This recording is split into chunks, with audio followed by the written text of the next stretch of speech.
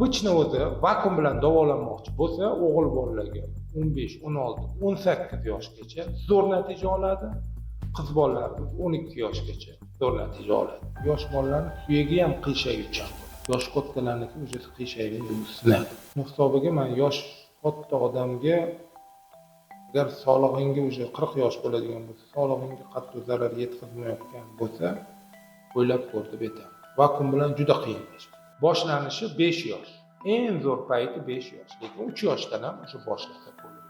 Faqat o'g'illarni bo'lgandan keyin ma'lum muddat oz vaqtga bo'lsa ham taqib borish kerak. Lekin qancha yosh boshlansa, shuncha oson va shuncha chiroyli tug'illanishini ham biz ko'rib boryapmiz. 15-16 yoshlarda birinchidan o'zi taqib kelmay qoladi bolalar. Keyinchi bo'lishadi. Ikkinchidan o'sha suyak qotib boshlagan hisobiga qanaqadir nima deydi, bo'lib ketish kuzatilmoqda.